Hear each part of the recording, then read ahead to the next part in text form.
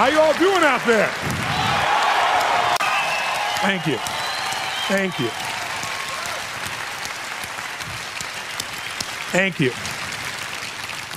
I'm honored and I'm blown away, even though this is my 25th year plus doing this. I've been doing this for a quarter of a century now, which is quite amazing for me in the process. Thank you.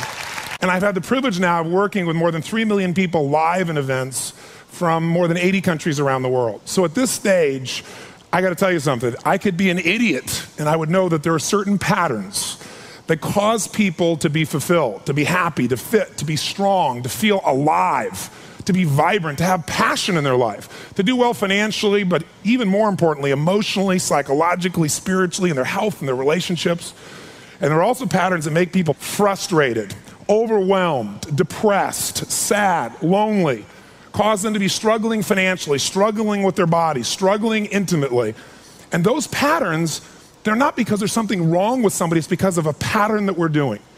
And I've spent a quarter of a century of my life basically studying the most successful people in the world and the most challenged, and figuring out what's the fastest way to create a change in basically developing the one thing that all people have in common who succeed. They're leaders. This is a leadership program. Because I don't care what style you are. I don't care if you're a mom. If you're a great mom, you lead your child. You're not led by your child. Or a great dad. If you're a great business person, you're a great salesperson, you're a great negotiator, you're a great anything, you're a great human being. This has been my entire life's obsession. What makes the difference in people's lives? And that leadership component, as I say, doesn't always mean somebody follows you. A leader is somebody who lives life on their terms, that you will never settle for less than you can be or share or give or create. It's not what we get that makes us happy, it's who we become. How we live our life, who we are as a person. People can take away all the things, but who you become, no one can take away. And the problem is most of us are trying to be something we're not. And it isn't so much about change, about changing yourself. The change happens when you be yourself. Know thyself, that's the hard part for most people, and then be thyself. Because most of us in our lives, out of our desire for respect or achievement or love or connection or something, we've been trying to be the way we think we'd have to be in order to get that love, respect, appreciation, whatever it is we've been after at some unconscious level. And we've been doing it so long that we think that this is who we are. Because success without fulfillment is failure. And I can't tell you how many people I work with who are supposedly the best in the world at what they do, and they have more money than they can spend, and they have all these people that love and respect them, and yet they're unhappy inside. Because if you want to know what's really you, where you're going to be alive is when it's really you.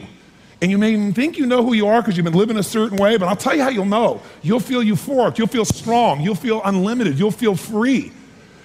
I have seen, out of 3 million people around this earth in 80 countries, I've seen just about anything you can see, and there are only so many patterns. And what you're going to find underneath all of this behavior is we have the same needs.